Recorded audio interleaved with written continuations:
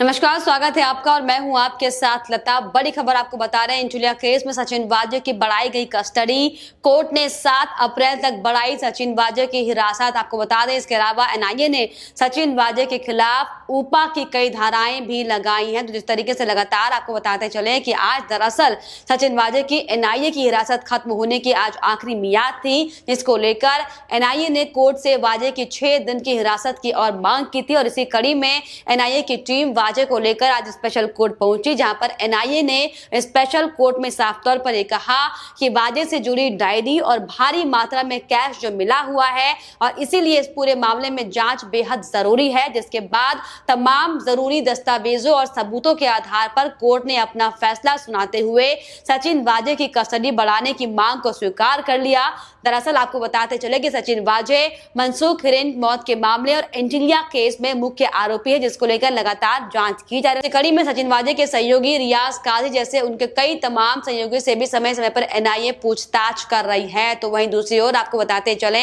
कि आज कोर्ट में सचिन वाजे के वकील ने कोर्ट में आवेदन दिया था कि उन्हें सीने में दर्द और हार्ट ब्लॉकेज की समस्या रहती है और ऐसी हालत में वाजे को उनके कार्डियोलॉजिस्ट से मिलवाया जाए ताकि उनका मेडिकल ट्रीटमेंट शुरू हो सके। और इसको लेकर इसके बाद एनआईए कोर्ट ने वाजे की मेडिकल रिपोर्ट भी तलब की है। तो इस तरीके से लगातार मामला अब तूल पकड़ रहा है और जिस तरीके से सबूत सामने आ रहे हैं, इस तौर पर इसी तर्ज पर लगातार एनआईए ने कोर्ट से मांग की थी कि उन्हें सचिन वाजे की कस्टडी अभी और चाहिए, क्योंकि जिस तरीके से सबूत जो सामने आए हैं उनको लेकर भी तमाम छानबीन और पूछताछ एनआईए को अभी सचिन वाजे से और उनके सहयोगियों से करनी है। आपको बता दें कि एनआईए ने गुरुवार को एयरपोर्ट से पकड़ी गई मिस्ट्री वुमन को वाजे के सामने बैठाकर पूछताछ भी करना चाहता है। और हालांकि वाजे की इस राजदार से एनआईए की टीम अकेले में पूछताछ हालांकि कर चुकी है और एनआईए ने वाजे की महिला मित्र से करीब 10 घंटे तक पूछताछ की और हर वो राज उगलवाने की कोशिश की गई जिसमें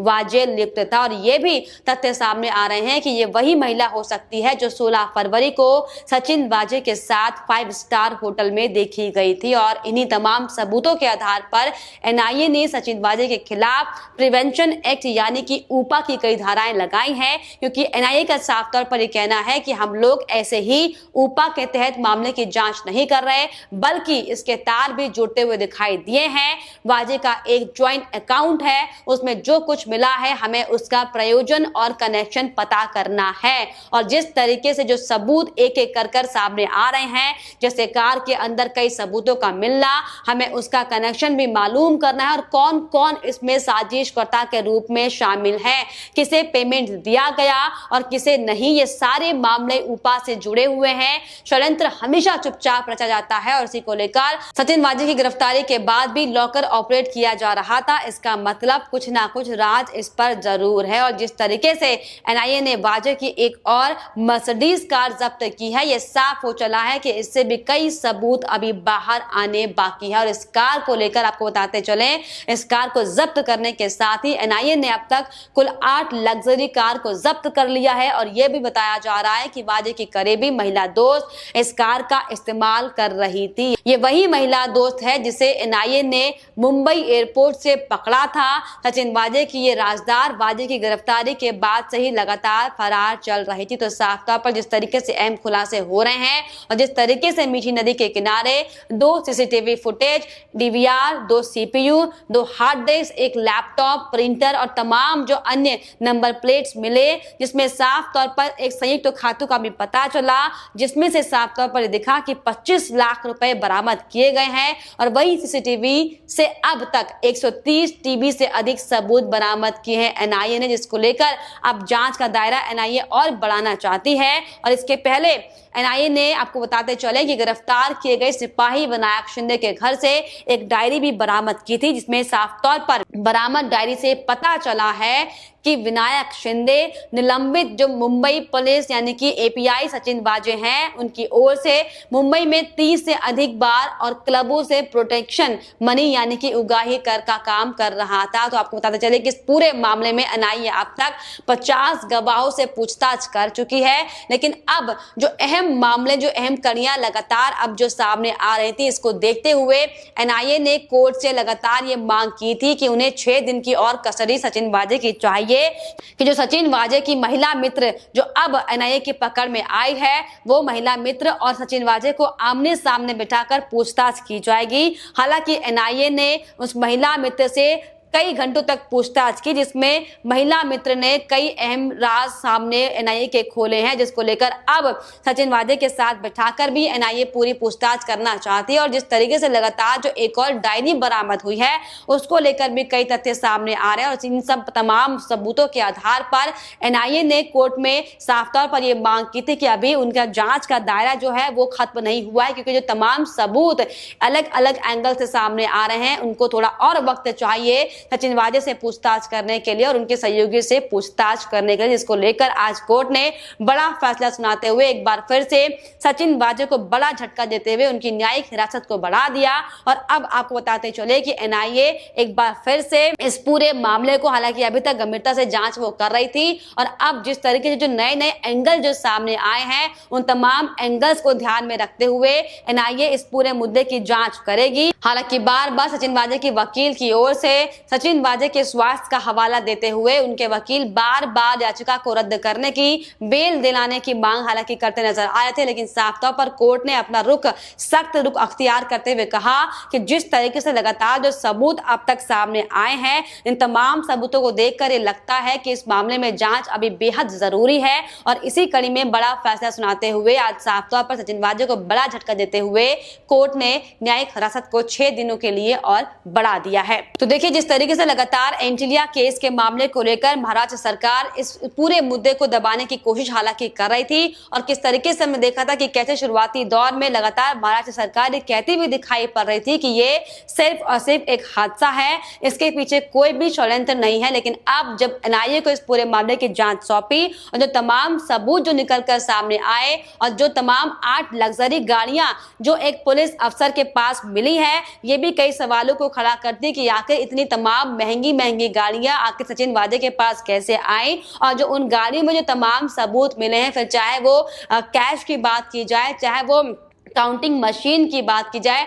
आखिर उन सब का काम पुलिस अफसर के पास क्या है और क्यों पुलिस अफसर की गाड़ी में तमाम जो बरामद जो चीजें हुई है इनका काम आखिर पुलिस अधिकारी कैसे इस्तेमाल करते थे। इन तमाम सबूतों को लेकर तमाम अलग अलग एंगल्स को जोड़कर किस तरीके से एनआईए ने साफ तौर पर जो अहम सबूत सुराग जो खुलासे किए हैं, ये साफ तौर पर ये बयां करता है कि महाराष्ट्र सरकार जरूर इन पूरे मामलों में लिप्त है, क्योंकि जिस तरीके से लगातार महाराष्ट्र सरकार यानी महाविकास अघाड़ी में भी इस पूरे मामले को लेकर कैसे खलबली मची हुई है हम सब ने देखा था, और कैसे जब अनिल देशमुख का नाम इस पूरे प्रकरण में सामने आया तो कैसे दिल्ली से लेकर महाराष्ट्र तक दौड़ धूप नेताओं की शुरू हो गई थी। लेकिन वाकई बड़ी शर्मनाक ये बात है कि प्रदेश का मुखिया जो प्रदेश की जनता से लगातार उनकी रक्षा की बातें करता है, वही अपने पुलिस अधिकारियों के साथ मिलकर तमाम उन बड़े उद्योगपतियों के खिलाफ इस तरह की साजिश रच रहा है, जो कि वाकई बेहद शर्मनाक है। लेकिन जिस तरीके से आपको बताते चले कि चाहे मनसुख हिरेन की हत्या का मामला हो तो चाहे वो एंटीलिया केस का मामला हो, इन दोनों मामलों में जैसे एनआईए जांच कर रही है और जिस तरीके से एनआईए ने सचिन वाजे को लेकर जो तमाम सबूत सबके सामने लाकर रख दिए, साफ इशारा करता है कि सचिन वाजे ही वो अहम कड़ी थे जिन्होंने इस पूरे मामले की साजिश रची थी। हालांकि लगातार एनआईए कहती हुई दिखाई पड़ रही है कि इस पूरे मामले में जब सचिन वाजे की गिरफ्तारी हो गई थी उसके बाद भी लगातार इस पूरे प्रकरण को कोई ना कोई ऑपरेट कर रहा था, और इसी वजह से लगातार एनआईए ने कोर्ट से ये मांग की थी कि उन्हें कस्टडी बढ़ानी है, क्योंकि जिस तरीके से जो तमाम सबूत अब सामने आ रहे हैं उसको लेकर वो पूरी गहनता के साथ इस पूरे मामले में जांच कर सके। तो साफ तौर पर अभी कहना लाजमी होगा कि जब भी एनआईए इस पूरे मामले को लेकर अपने अंतिम खुलासे की ओर होगी और वो वक्त होगा जब महाराष्ट्र सरकार पूरी तरीके से धराशायी हो जाएगी, क्योंकि जिस तरीके से लगातार महाराष्ट्र सरकार इस पूरे मामले में, तो चाहे बात हम एनसीपी की करें तो चाहे हम बात शिवसेना की करें, कैसे इन अलग अलग दल के नेताओं ने इस पूरे मामले में साजिश रची थी, इसका खुलासा उस दिन हो गया था जब साफ तौर पर परमवीर सिंह ने सीएम उद्धव ठाकरे को साफ तौर पर चिट्ठी लिखकर कहा था कि प्रदेश के गृह मंत्री अनिल देशमुख ने ही पुलिस अधिकारियों पर यह दबाव बनाया था कि वो